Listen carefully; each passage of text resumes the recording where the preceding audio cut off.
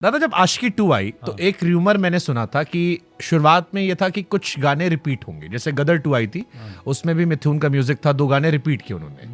आशिकी 2 में कोई चर्चा चली थी कि कुछ पुराने लोगों को या एक गाना कोई रिपीट होगा? बात तो सुना था मैंने भी, हाँ। जैसे सुने थे वैसे मैंने भी सुना था शायद रिपीट होगा, लेकिन वो लोगों ने रखा नहीं होगा उसको।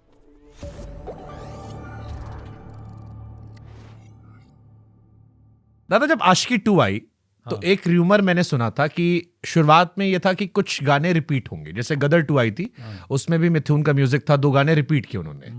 आशिकी 2 में कोई चर्चा चली थी कि कुछ पुराने लोगों को या एक गाना कोई रिपीट होगा? बात तो सुना था मैंने भी, जैसे सुने थे वैसे मैंने भी सुना था शायद रिपीट होगा, लेकिन वो लोगों ने रखा नहीं होगा उसको। क्योंकि मैंने आपको मिथुन को एक स्टेज शो में देखा था। हाँ। मिथुन मेरे बहुत अच्छे मित्र हैं, इंडियन आइडल में। हाँ, मिथुन को मैं बहुत प्रेम करता हूँ, मेरे अच्छे मित्र भी हैं, मैं उनका म्यूजिक बहुत पसंद करता हूँ।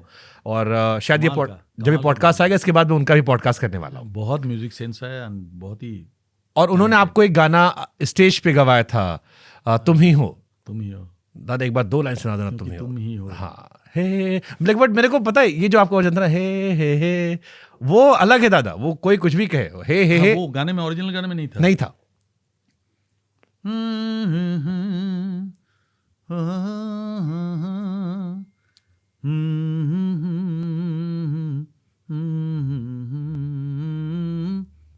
तो ये जो उन्होंने बताया कि सानू जी आप ये गा सकते हो, तो मिठुन ने बोला, तो मैं बोला कि चलो मिल के करते हैं।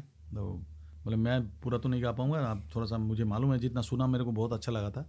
तो बोले हाँ खाली आप मुखड़े में खाली कॉन्सेंट्रेट करो। तो दोनों मिल के वहाँ पे स्टेज के ऊपर हम लोगों ने एक रिहर्सल मार के फिर रिकॉर्ड कर दिया। बट आपने ताली सुनी थी जब आपने खींचा? हाँ। हे उसके बाद तालियां सुनी थी आपने? बहुत ही डेफिनेटली ऑडियंस बहुत एंजॉय कर रहा था। मैंने मिथुन से पूछा, मैं फिर पूछूंगा उनसे कि जब बैक स्टेज प्लान कर सकते हो यार, एक फ्रंट स्टेज करो ना। मिथुन के गाने आप, क्योंकि मिथुन की मेलोडी आपके जो school of Kumar Sanu of singing है उससे बहुत मैच करती है। हाँ, सनम रे। हाँ बिल्कुल, उनका जो गाने का स्टाइल है ना। हाँ, देखो जब मुलाकात होता है तो सब लोग वादे करके जाते हैं। जैसे शंकर महादेवन जी को मैं बहुत मानता हूँ, बहुत ही मानता हूँ। Is a talented music director, not only singer, इतना तगड़ा सिंगर है।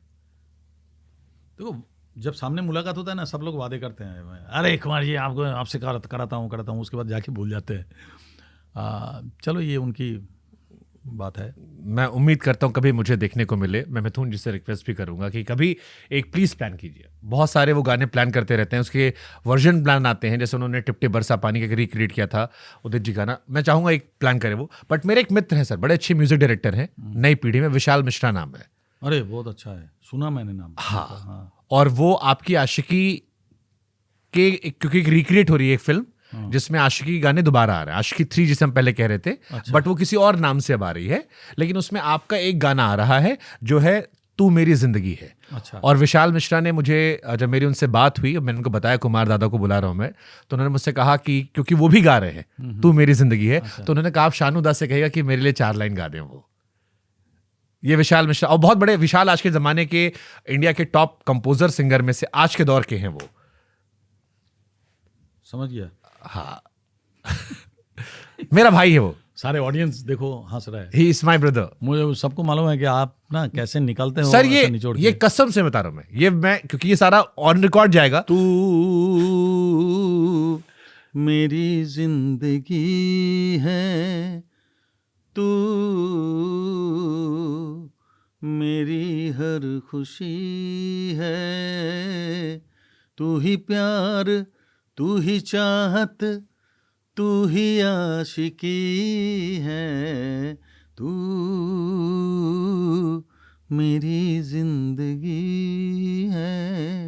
मैं विशाल मिश्रा को जब बैठाऊंगा तो ये भी डालूंगा, and I hope I will request Vishal also, please Vishal भाई, वो खुद एक कंपोजर है, लेट्स प्लान समडे एक Kumar Sanu Vishal Mishra old versus new. I would love to watch that. Sir दादा, इतना जब सफलता हासिल होती है, जैसे मेरे एक टीचर थे, वो कह रहे थे कि सफलता कुछ लेकर भी जाती है, केवल देती नहीं है। देता तो जो जनता को दिखता है वो दिख रहा है।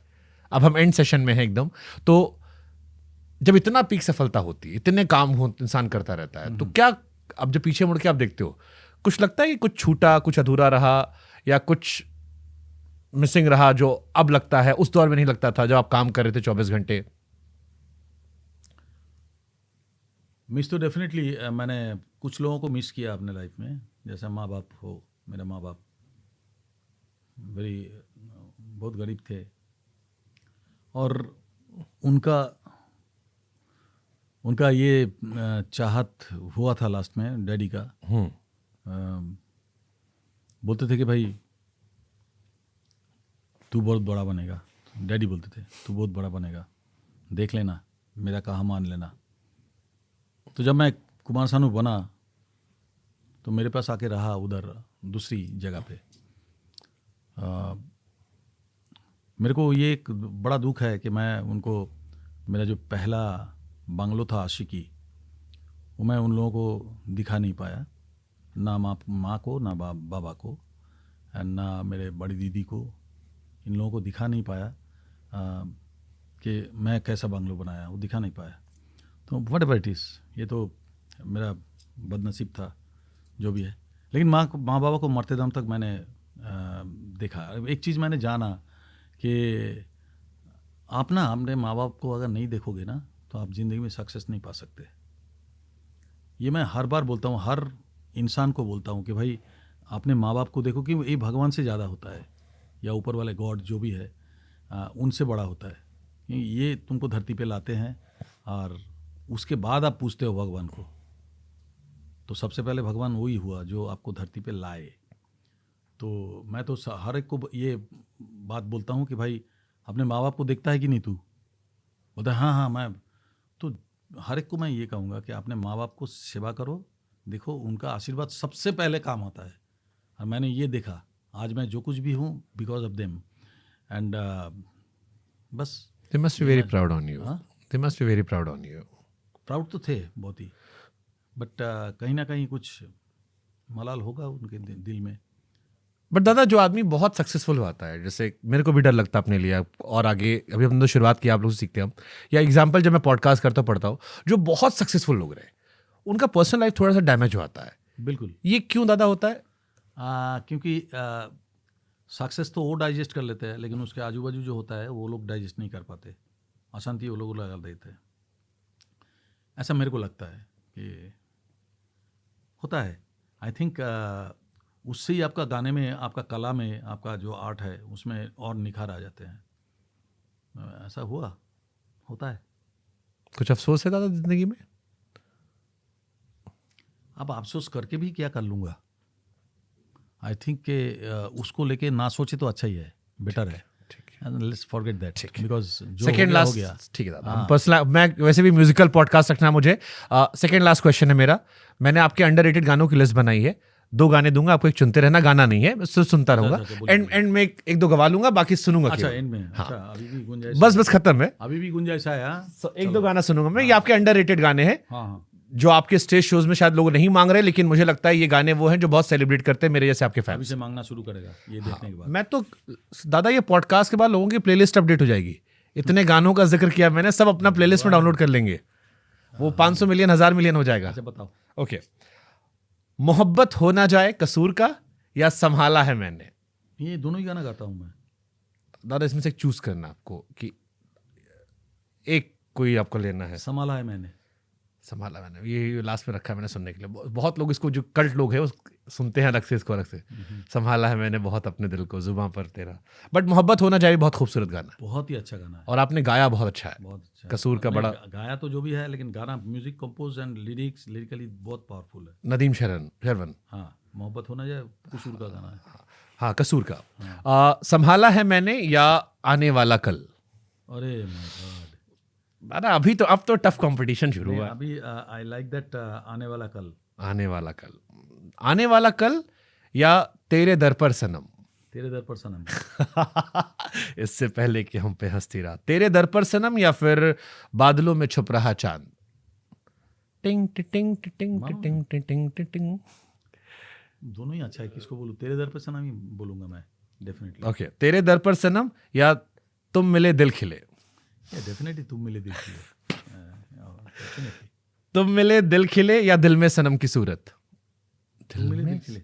ओके, तुम मिले दिल खिले या तुम सा कोई प्यारा, तुम मिले दिल खिले, तुम मिले दिल खिले, या कितनी हसरत है हमें तुमसे दिल लगाने की, पास आने की, जिंदगी में तुम्हें लाने की। अगेन तुम मिले दिल खिले। ओके, तुम मिले दिल खिले, या इस तरह आशिकी का असर छोड़ जाऊंगा। यार मैं एग्जाम में बैठ के भी इतना टेंशन में नहीं था, आप जो टेंशन दे रहे हैं। अच्छा, आई थिंक तुम मिले दिल खिले। ओके, तुम मिले दिल खिले दादा, या राह में उनसे मुलाकात हो गई, जिससे डरते थे वही बात हो गई। गाना तो है अच्छा, लेकिन तुम मिले दिल खिले का एक अलग